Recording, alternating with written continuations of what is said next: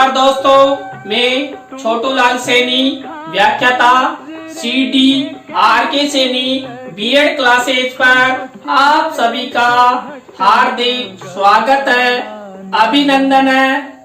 तो देखिए, आज जो हमारी सायकालीन बीएड की क्लास होगी, इस बीएड क्लास में जो आपका पेपर है समावेशी विद्यालय का निर्माण, इस पेपर के अंतर्गत आज हम अक्षमता एवं विकलांगता का संप्रत्यय जानेंगे कि अक्षमता युक्त बालक कौन होते हैं या विकलांग बालक कौन होते हैं, इनका क्या संप्रत्यय है।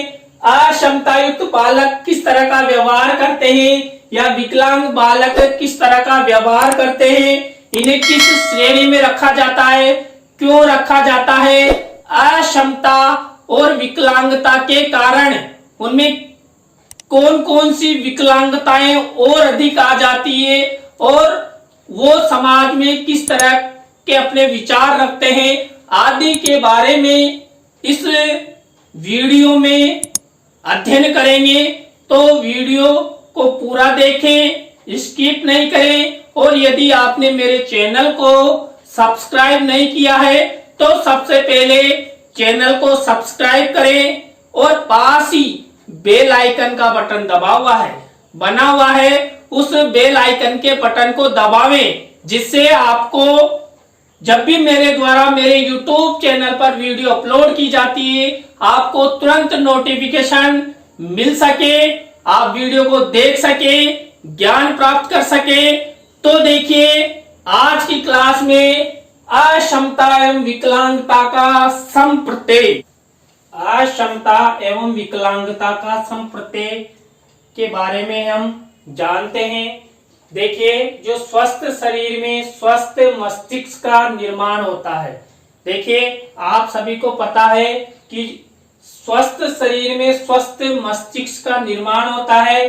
स्वस्थ मस्तिष्क के द्वारा ही शारीरिक क्रियाएं संपन्न की जाती है। देखिए, जिसका भी शारीरिक स्वास्थ्य अच्छा होता है, स्वस्थ होता है, उसका जो मस्तिष्क है वो सुचारू रूप से कार्य करता है। और मस्तिष्क यदि सुचारू रूप से कार्य करता है तो उसकी जो भी क्रियाएं हैं वो भी सुचारू रूप से, वो सही तरीके से संपन्न होगी। जो हमारे विद्वान जॉन लोके, जब तक शरीर स्वस्थ नहीं होगा तब तक मनुष्य सामान्य रूप से कार्य नहीं कर सकता। यानी जॉन लोके ने कहा कि स्वस्थ शरीर नहीं होगा। देखिए, उन्होंने माना कि व्यक्ति हो या बालक हो, उसका शरीर स्वस्थ होना आवश्यक है। यदि शरीर स्वस्थ नहीं होगा तब तक मनुष्य सामान्य रूप से कार्य नहीं कर सकता। यानी कि देखिए, शरीर का या मस्तिष्क का सामान्य रूप से कार्य करने के लिए अति महत्वपूर्ण है स्वस्थ स्वास्थ्य, अच्छा स्वास्थ्य, सामान्य स्वास्थ्य।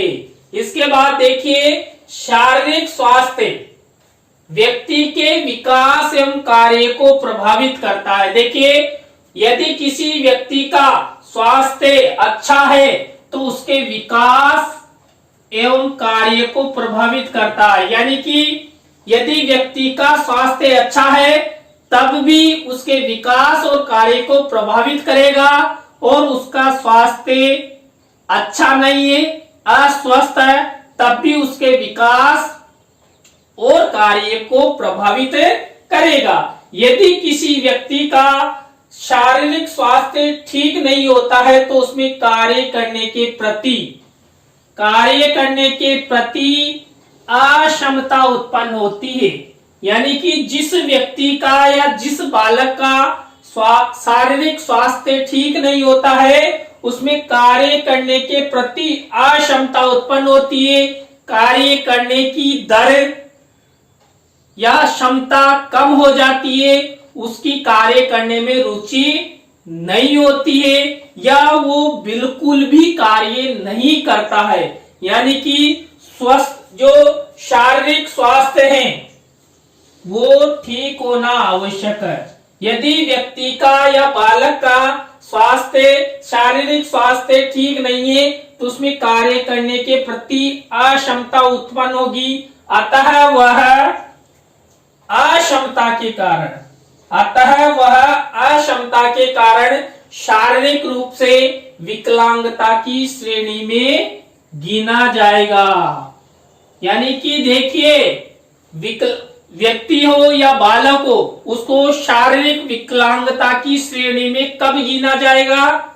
जब वो शारीरिक रूप से अस्वस्थ होगा और अस्वस्थ होने के कारण उसमें कार्य करने की अक्षमताएं उत्पन्न होगी, तो उसको, उस बालक को, उस व्यक्ति को शारीरिक रूप से विकलांग माना जाएगा। यानी कि ये बालक, ये व्यक्ति शारीरिक रूप से किसी भी प्रकार का कार्य नहीं कर सकता है, इसलिए ये विकलांग है, ये दिव्यांग है। विकलांग और दिव्यांग वही व्यक्ति होते हैं जिनमें कुछ विशिष्टताएं होती है और उन विशिष्टताओं के कारण वो कार्य नहीं कर पाते हैं, और कार्य नहीं करेंगे तो अक्षमताएं आएगी, और अक्षमताएं आएगी तो उनको हम विकलांगता की श्रेणी में गिनेंगे। इसके बाद देखिए, अक्षमता युक्त एवं विकलांग बालक या व्यक्ति शारीरिक रूप से विकलांग कहलाते हैं। यानी कि कोई भी बालक हो या व्यक्ति हो, यदि वह अक्षमता युक्त है, अक्षमतावान है, कार्य नहीं कर सकता, कार्य करने की क्षमता बिल्कुल नहीं है, उस बालक या व्यक्ति को हम शारीरिक रूप से क्या मानेंगे? विकलांग मानेंगे। यानी कि इसमें कुछ कमी है, इस कारण ये कार्य नहीं कर सकता, इसलिए ये विकलांग है। अब जो शारीरिक रूप से विकलांग है वो शारीरिक विकलांग माना जाएगा। और आगे देखिए, शारीरिक विकलांगता, जो किसी बालक या व्यक्ति में शारीरिक विकलांगता अन्य व्यक्तियों को अपनी ओर आकर्षित करती है। देखिए, ये बिल्कुल सही है और एकदम रिसर्च किया हुआ है। यदि किसी व्यक्ति या बालक में शारीरिक दिव्यांगता, विशिष्टता या अपंगता है तो लोगों का वो दिव्यांगता, अपंगता अपनी ओर ध्यान आकर्षित करती है। आपने देखा होगा, जब समाज में कोई हमें दिव्यांग बालक या विकलांग बालक या शारीरिक विकृति वाला बालक दिखाई देता है तो हमारा ध्यान झट से जाएगा कि ये पैर से दिव्यांग है, ये आंख से दिव्यांग है, इसका कान देखिए इतना बड़ा है, इसकी जीभ देखिए बाहर निकल रही है। यानी कि शारीरिक रूप से क्रूरता जिस व्यक्ति या बालक में दिखती है, हमारा तुरंत ध्यान झट से जाता है। यानी कि कमी की ओर हमेशा ध्यान आकर्षित होता है। आप जब कहीं मार्केट में जाते रहते हैं और आपको एक सुंदर सी लड़की दिखाई देती है तो आपका ध्यान तुरंत उस लड़की की ओर चला जाता है, क्योंकि सुंदरता ने आपको आकर्षित किया है, इसलिए आपका ध्यान तुरंत उस लड़की की तरफ चला जाएगा। तो इसी कारण यहाँ पर भी यदि किसी व्यक्ति या बालक में शारीरिक अपंगता है, दिव्यांगता है, तो हमारा ध्यान तुरंत उसके शारीरिक विकृति की ओर चला जाएगा। अब देखिए, शारीरिक विकलांगता अन्य व्यक्तियों को अपनी ओर ध्यान आकर्षित करती है। विकलांग व्यक्तियों, बालकों की ओर ज्यादा ध्यान आकर्षण, देखिए ध्यान आकर्षण उनको मानसिक विकलांगता की ओर ले जाता है। देखिए, समाज में कई प्रकार की विकलांगताएं होती है, विशिष्टताएं होती है, और यदि आप या अन्य व्यक्ति किसी दिव्यांग या अपंग बालक या व्यक्ति को बार बार देखते हैं, आकर्षित होते हैं, तो ये आपका आकर्षण उसके लिए मानसिक बीमारी उत्पन्न करता है। यानी कि जो दिव्यांग बालक होता है, व्यक्ति होता है, उसकी तरफ अधिक व्यक्ति देखने और बार बार में पूछने पर कि आपकी दिव्यांगता किस प्रकार हुई, आपका ये कान कैसे बढ़ा है, आपका हाथ कैसे कटा, आपका पैर क्यों नहीं है, तो इस प्रकार की आकर्षण या पूछताछ उस दिव्यांग बालक और व्यक्ति के लिए दुखदाई होती है, इसलिए वो मानसिक तनाव में आ जाते हैं। तो ये क्या कहलाती है? मानसिक विकलांगता। तो देखिए, हमने अक्षमता युक्त, शारीरिक विकलांग और मानसिक विकलांगों के बारे में अध्ययन कर लिया।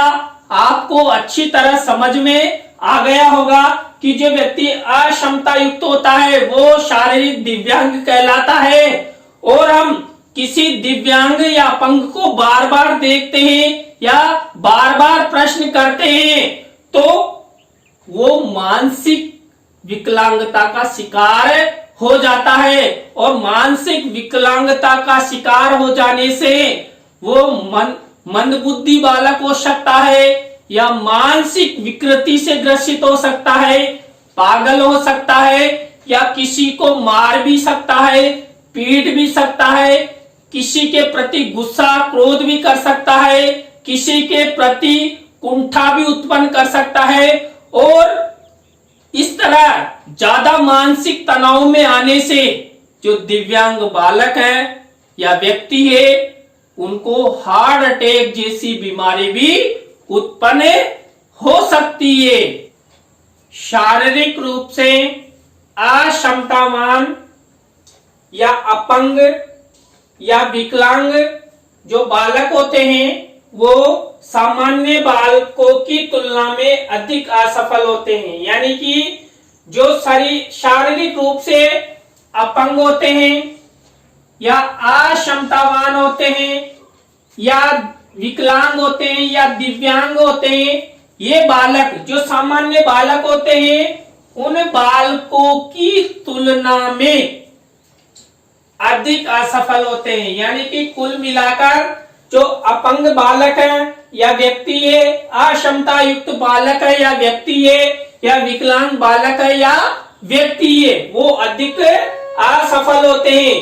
असफलता भी विकलांग बालकों को मानसिक विकलांगता की ओर ले जाती है। यानी कि देखिए, इससे पहले हमने अध्ययन किया था कि ध्यान आकर्षण विकलांग बालकों को मानसिक तनाव या मानसिक बीमारी की ओर ले जाता है, लेकिन असफलता भी क्या करती है? विकलांग बालकों को मानसिक विकलांगता की ओर ले जाती है। क्योंकि देखिए, बार बार असफल होने के कारण भी उनमें कुंठाएं आ जाती है, उनमें क्रोध उत्पन्न होने लग जाता है और वो ये समझने लग जाते हैं कि हम जीवन में कभी सफल नहीं हो सकते। तो वो असफलता भी उनको मानसिक विकलांगता की श्रेणी की ओर ले जाती है। अब देखिए आगे, मानसिक विकलांगता के कारण बालक की शिक्षा पर प्रभाव पड़ता है। देखिए, जो मानसिक रूप से विकलांग बालक होते हैं या दिव्यांग बालक होते हैं, उनकी असफलता के कारण शिक्षा पर प्रभाव स्पष्ट रूप से दिखाई देता है, क्योंकि वो असफलता के कारण मानसिक विकलांगता की श्रेणी में आ जाते हैं और वो विद्यालय जाना छोड़ देते हैं। तो वो और अधिक मानसिक विकृति या मानसिक विकलांगता की ओर चले जाते हैं। आगे देखिए, अक्षमता युक्त एवं विकलांग बालक या व्यक्ति विशिष्टता की श्रेणी में आते हैं। देखिए, मान लीजिए कोई अपंग बालक है या व्यक्ति है, अक्षमता युक्त बालक है या विकलांग व्यक्ति है या बालक है या शारीरिक रूप से दिव्यांग है, वो सब बालक या व्यक्ति किस श्रेणी में आते हैं? विशिष्टता की श्रेणी में। इसलिए उन्हें विशिष्ट बालक या व्यक्ति कहते हैं। यानी कि आपसे पूछ ले कि विशिष्ट बालक या व्यक्ति किसे कहते हैं। यानी कि जो बालक या व्यक्ति शारीरिक रूप से अपंग, दिव्यांग, विकलांग या अक्षमता युक्त है, या उनके शरीर में किसी भी प्रकार की कोई विकृति है या मानसिक रूप से विकलांग है, वो सब विशिष्ट बालक या विशिष्ट श्रेणी में आते हैं। और एक बात और बता दूं, विशिष्ट श्रेणी में जो प्रतिभाशाली बालक होते हैं वो भी आते हैं, ध्यान रखना। इसके बाद देखिए, अक्षमता युक्त एवं विकलांग बालक या व्यक्तियों को विशेष शिक्षा, आवश्यक संसाधनों, यंत्रों की पूर्ति कर उनकी अक्षमता एवं विकलांगता को कुछ हद तक कम किया जा सकता है। देखिए, जो शारीरिक रूप से या मानसिक रूप से अपंग या दिव्यांग बालक होते हैं, उनको कुछ विशेष शिक्षा या कुछ उनके लिए जो आवश्यक संसाधन है, शैक्षिक, अशैक्षिक या यंत्र, यदि उनकी पूर्ति कर दी जाए तो उनकी जो दिव्यांगता है, विकलांगता है, अक्षमताएं हैं, उनको काफी हद तक कम किया जा सकता है। तो आपको अक्षमता एवं विकलांगता का संप्रत्यय या अक्षमता युक्त बालक या विकलांग बालकों के विषय में जो संप्रत्यय आज हमने अध्ययन किया, वो आपको कैसा लगा, वीडियो के कमेंट्स बॉक्स में जरूर बताएं। नए टॉपिक के साथ हम आपसे फिर मिलेंगे। तो आपको एक बार फिर से CDR सैनी बीएड क्लासेज की ओर से हार्दिक धन्यवाद।